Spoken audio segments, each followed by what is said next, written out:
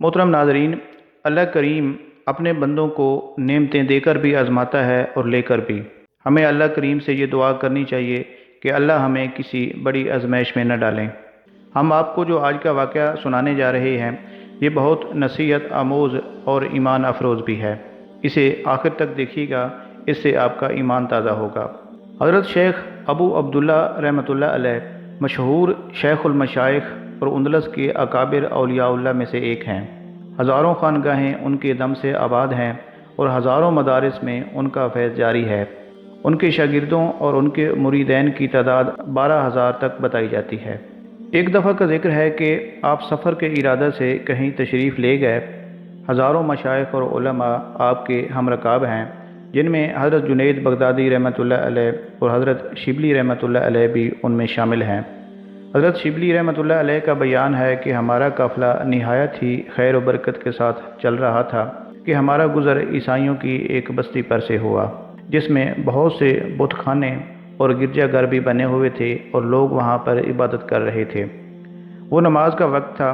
ہم نے بستی والوں سے پانی مانگا، ہمیں کہیں وضو کے لیے پانی نہیں ملا۔ بستی سے باہر ہم نکلے، ہمیں ایک کنواں نظر آیا۔ اس کنویں پر چند لڑکیاں پانی بھر رہی تھیں۔ وہاں حضرت شیخ کی نظر ایک لڑکی پر پڑی جو کہ نہایت حسین و جمیل تھی، اور اس پر نظر پڑتے ہی حضرت شیخ کے دل کی حالت غیر ہو گئی اور آپ ٹکٹکی باندھ کر اسے دیکھنے لگے۔ پانی بھرنے کے بعد لڑکیاں تو وہاں سے چلی گئیں، لیکن حضرت شیخ وہیں اپنی جگہ پر کھڑے رہے۔ حضرت شبلی رحمۃ اللہ علیہ فرماتے ہیں کہ میں حضرت شیخ کے پاس گیا اور آپ سے کہا کہ شیخ آگے چلیے، لیکن حضرت شیخ وہیں پر سر جھکا کر بیٹھ گئے۔ 3 دن مکمل گزر گئے، آپ وہیں بیٹھے رہے، نہ کچھ کھاتے تھے اور نہ ہی کچھ پیتے تھے اور نہ ہی کسی سے کوئی بات کرتے تھے۔ حضرت شبلی رحمۃ اللہ علیہ کہتے ہیں کہ سب خدام بہت زیادہ پریشان تھے۔ تیسرے دن میں نے جرأت کی اور عرض کی کہ یا شیخ، آپ کے مریدوں کی تعداد ہزاروں میں ہے، آپ کی اس حالت سے وہ سب لوگ بہت پریشان ہیں۔ حضرت شیخ ان کی طرف متوجہ ہوئے اور کہا کہ میرے عزیزو، میں اپنی حالت تم سے کب تک چھپاؤں؟ پرسوں میں نے جس لڑکی کو دیکھا ہے، اس کی محبت مجھ پر اتنی غالب آ چکی ہے کہ میرے تمام اعضاء اور روح تک پر اسی کا تسلط ہے۔ میں یہاں سے آگے نہیں جا سکتا، اور اب میرے لیے یہ کسی طرح بھی ممکن نہیں کہ اس سرزمین کو چھوڑ کر چلا جاؤں۔ حضرت شیخ کا یہ جواب سن کر حضرت شبلی رحمۃ اللہ علیہ کہنے لگے کہ اے ہمارے سردار، آپ اہل عراق کے پیر و مرشد ہیں، علم و فضل، زہد و عبادت میں آپ شورا آفاق ہیں۔ آپ کے مریدین کی تعداد 12,000 سے زیادہ ہے۔ قرآن مجید کے طفیل ہمیں اور ان سب کو رسوا نہ کیجیے اور ہمارے ساتھ چلیے۔ حضرت شیخ فرمانے لگے کہ میرے عزیز، میرا اپنا نصیب اور تمہارا اپنا نصیب اللہ پاک کی تقدیر میں یہ لکھا جا چکا ہے، اور مجھ سے ولایت کا لباس سلب کر لیا گیا ہے اور ہدایت کی تمام علامات مجھ سے اٹھا لی گئی ہیں۔ یہ کہہ کر شیخ نے رونا شروع کر دیا اور کہا کہ اے میری قوم، قضاء و قدر نافذ ہو چکی ہے اور اب کام میرے بس کا نہیں رہا۔ حضرت شبلی رحمۃ اللہ علیہ فرماتے ہیں کہ ہمیں اس عجیب واقعے پر سخت تعجب ہوا اور حسرت سے ہم نے بھی رونا شروع کر دیا۔ شیخ بھی ہمارے ساتھ رو رہے تھے اور ہم بھی رو رہے تھے، یہاں تک کہ زمین آنسوؤں سے امڑ آنے والے سیلاب سے تر ہو گئی۔ اس کے بعد ہم مجبور ہو کر اپنے وطن بغداد کی طرف لوٹے۔ جب ہم نے واپس آ کر یہ واقعات لوگوں کو سنائے تو شیخ کے مریدین میں کوہرام مچ گیا۔ چند لوگ اسی غم اور حسرت میں اس دار فانی سے ہجرت کر گئے اور آخرت سدھار گئے، اور باقی لوگ گڑ گڑا کر خدائے بے نیاز کی بارگاہ میں دعائیں کرنے لگے کہ اے مقلب القلوب، اے ہمارے رب، ہمارے شیخ کو ہدایت کر اور پھر اپنے مرتبہ پر انہیں لوٹا دے۔ اس کے بعد تمام خانگاہیں بند ہو گئیں اور ہم 1 سال تک اسی حسرت اور افسوس میں اپنے شیخ کے فراق میں ڈوبے رہے۔ 1 سال کے بعد جب مریدوں نے یہ ارادہ کیا کہ چل کر حضرت شیخ کی خبر لیں کہ کس حال میں ہیں، تو ہماری ایک جماعت نے سفر شروع کیا۔ اس گاؤں میں پہنچ کر ہم نے لوگوں سے اپنے شیخ کا حال دریافت کیا تو گاؤں والوں نے بتایا کہ وہ جنگل میں اس وقت سور چرا رہا ہے۔ ہم نے کہا کہ توبہ، خدا کی پناہ، یہ ہمارے ساتھ کیا ظلم ہوا۔ گاؤں والوں نے مزید بتایا کہ اس لڑکی کا والد، جو کہ گاؤں کا سردار بھی تھا، اس نے اس شرط پر شیخ کے ساتھ اپنی بیٹی کی منگنی کی کہ وہ ان کے سور چرائے۔ اور وہ جنگل میں سور چرانے کی خدمت پر مامور ہے۔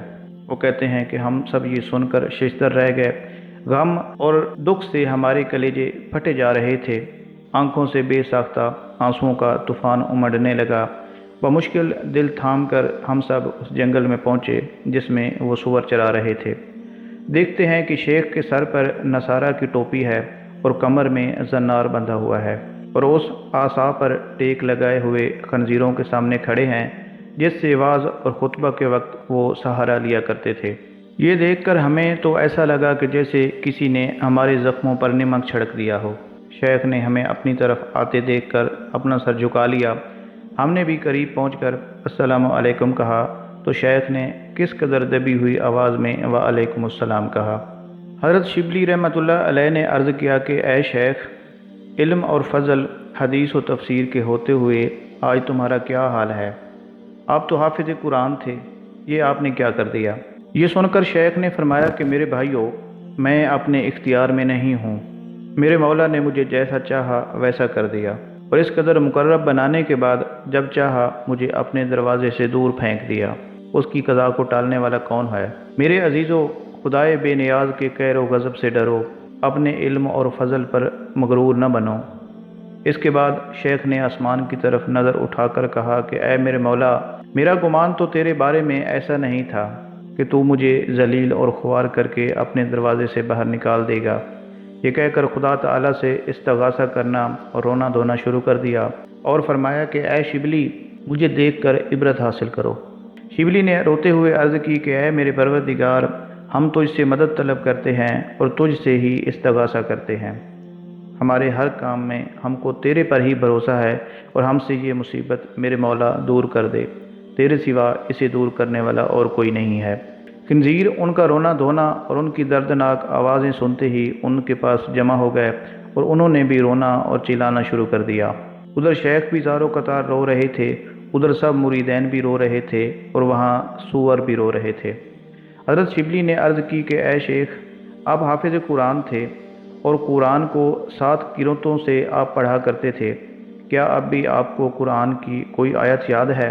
تو شیخ نے کہا کہ اے عزیز، مجھے قرآن میں 2 آیتوں کے سوا اور کچھ بھی یاد نہیں ہے۔ ان میں سے ایک تو یہ ہے کہ جس کو اللہ ذلیل کرتا ہے اس کو کوئی عزت دینے والا نہیں، بے شک اللہ جو چاہتا ہے کرتا ہے۔ دوسری یہ کہ جس نے ایمان کے بدلے میں کفر اختیار کیا، تحقیق وہ سیدھے راستے سے گمراہ ہو گیا۔ حضرت شبلی نے عرض کی کہ اے شیخ، آپ کو 30,000 حدیثیں ما اسناد کے مکمل یاد تھیں، کیا اب بھی ان میں سے کوئی یاد ہے؟ تو شیخ نے کہا کہ صرف ایک حدیث یاد ہے، یعنی جو شخص اپنا دین بدل ڈالے اس کو قتل کر ڈالو۔ حضرت شبلی رحمۃ اللہ علیہ فرماتے ہیں کہ ہم نے یہ حال دیکھ کر شیخ کو وہیں چھوڑا اور بغداد کا قصد کیا۔ ابھی 3 منزل ہی طے کرنے پائے تھے کہ تیسرے روز اچانک شیخ کو اپنے آگے دیکھا کہ ایک نہر سے غسل کر کے نکل رہے ہیں اور بآواز بلند اشہد ان لا الہ الا اللہ و اشہد ان محمد رسول اللہ پڑھتے جاتے ہیں۔ اس وقت ہماری مسرت اور خوشی کا اندازہ صرف وہی شخص لگا سکتا ہے جسے پہلے سے ہماری مصیبت کا اندازہ ہو۔ بعد میں شیخ سے ہم نے پوچھا کہ کیا آپ کی اس مصیبت کا کوئی سبب تھا؟ تو شیخ نے فرمایا کہ ہاں، جب ہم گاؤں میں پہنچے جس میں بت خانے اور گرجا گھر تھے، وہاں سے جب ہمارا گزر ہوا، آتش پرستوں اور صلیب پرستوں کو غیر اللہ کی عبادت میں مشغول دیکھ کر میرے دل میں تکبر اور بڑائی پیدا ہوئی کہ ہم مومن ہیں، ہم ایک ہی خدا کو مانتے ہیں، اسی کی عبادت کرتے ہیں، اور یہ کیسے کم بخت اور جاہل اور احمق لوگ ہیں کہ بے حس اور بے شعور چیزوں کی پرستش کرتے ہیں۔ مجھے اسی وقت ایک غیبی آواز سنائی دی کہ یہ ایمان اور توحید کچھ بھی تمہارا ذاتی کمال نہیں ہے، کہ سب کچھ ہماری توفیق سے ہے۔ کیا تم اپنے ایمان کو اپنے اختیار میں سمجھتے ہو؟ اور اگر تم چاہو تو ہم تمہیں ابھی اس کا مزہ چکھا دیں۔ مجھے اسی وقت یہ احساس ہوا کہ گویا ایک پرندہ میرے قلب سے نکل کر اڑ گیا، جو در حقیقت میرا ایمان تھا۔ یہ وہ غرور اور تکبر ہی تھا جس نے مجھے مولا کی درگاہ سے ارادہ کر دیا۔ جب شیخ بحال ہو کر اپنی خانگاہ میں چلے گئے اور پھر اصلاح امت کی خدمت میں لگ گئے تو وہ عیسائی لڑکی کہتی تھی کہ ہمارے شیخ کہاں گئے؟ وہ لڑکی بڑی بے چین تھی اور انہیں تلاش کرتی پھرتی تھی۔ ایک دن اس لڑکی کو ایک شخص ملا اور اس نے اس سے پوچھا کہ تم اتنی بے چین کیوں ہو؟ تو اس لڑکی نے اسے اپنا سارا واقعہ کہہ سنایا۔ اس شخص نے کہا کہ آنکھیں بند کرو۔ لڑکی نے آنکھیں بند کیں، پھر کہا کہ اب کھولو۔ جب آنکھیں کھولی تو اس لڑکی نے دیکھا کہ شیخ کی خانقاہ سامنے ہے اور وہ اس میں تشریف فرما ہے۔ لڑکی ان کی خدمت میں حاضر ہوئی۔ حضرت شیخ عبداللہ اندلسی رحمۃ اللہ علیہ نے فرمایا کہ اب مجھے شادی کی ضرورت نہیں ہے۔ لڑکی نے کہا کہ میں مسلمان ہو جاتی ہوں اور آپ کے پاس رہ کر اسلام کی تعلیم کے مطابق زندگی گزاروں گی۔ حضرت رحمۃ اللہ علیہ نے یہ منظور کر لیا۔ وہ لڑکی دن رات عبادت اور ذکر میں مصروف رہتی تھی اور اتنی عبادت الہی میں وہ غرق ہوئی کہ ایک ولیہ بن گئی، لیکن چند سال کے بعد اس کا انتقال ہو گیا۔ حضرت شیخ رحمۃ اللہ علیہ نے اس لڑکی کا نماز جنازہ پڑھایا اور اسے دفن کر دیا۔ تو محترم ناظرین، اللہ کریم اپنے بندوں کو نعمتوں سے نوازتے ہیں اور تنبیہ کے طور پر کسی کوتاہی اور بھول پر سزا بھی دیتے ہیں۔ اس لیے اولیاء اللہ چھوٹی چھوٹی خطاؤں کو اور غلطیوں کو بھی گناہ کبیرہ کہتے ہیں، کیونکہ بعض مرتبہ چھوٹی غلطی بھی اللہ تعالیٰ کی ناراضگی کا سبب بن جاتی ہے۔ اس سے ہمیں یہ بھی معلوم ہوتا ہے کہ اولیاء اللہ سے بھی غلطی ہو جاتی ہے، اور یہ بھی معلوم ہوا کہ عام لوگوں سے بڑے بڑے گناہ سرزد ہوتے رہتے ہیں مگر ان کی کوئی پکڑ نہیں ہوتی، لیکن مقربین کی چھوٹی سے چھوٹی غلطیوں کی بھی پکڑ ہو جاتی ہے، مگر وہ حضرات چھوٹی سی غلطی پر بھی اس قدر نادم ہو کر روتے ہیں اور توبہ اور استغفار کرتے ہیں کہ اللہ تعالیٰ کا غضب اس کے رحم و کرم سے بدل جاتا ہے۔ اللہ تعالیٰ توبہ کرنے والے اور معافی مانگنے والے اپنے اولیاء کی توبہ کو قبول فرما کر ان کے مقام کو پہلے سے بھی زیادہ بلند فرما دیتے ہیں، جیسا کہ حضرت شیخ ابو عبداللہ اندلسی رحمۃ اللہ علیہ کے واقعہ کو آپ لوگوں نے سنا۔ اگر بندہ اپنی غلطی پر نادم ہو کر اللہ سے معافی مانگتا رہے تو وہ رحیم و کریم ہے، وہ اپنے بندوں کے بڑے بڑے گناہوں کو نیکیوں سے بدل دیتا ہے۔ اس لیے تمام لوگوں کو اپنی زندگی کی ہر لمحہ کی قدر کرنی چاہیے اور باری تعالیٰ سے اپنے گناہوں کی مغفرت طلب کرنی چاہیے۔ تو دوستو، اللہ کریم سے دعا ہے کہ اللہ کریم ہمیں اپنے نیک بندوں میں شامل فرمائے اور گناہوں سے بچنے کی اور استغفار کرنے کی توفیق عطا فرمائے۔ اللہ کریم سے دعا ہے کہ میرا یہ بیان کرنا اور آپ لوگوں کا سننا اپنی بارگاہ اقدس میں قبول فرمائے۔ اپنا خیال رکھیے گا، دعاؤں میں یاد رکھیے گا۔ اللہ حافظ۔